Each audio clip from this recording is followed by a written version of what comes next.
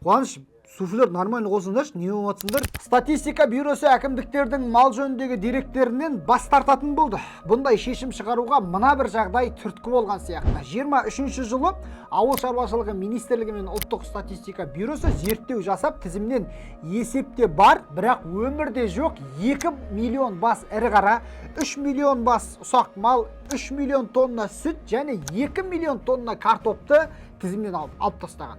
Енді ұлттық статистика бюросы басшысының орынбасары Әсел Шауенова ауыл шаруашылығы жануарларын бірдейлендіру жүйесіне қол жеткізгендіктен ауыл әкімдерінің беретін есептік қисаптарынан бас тартамыз деп отыр.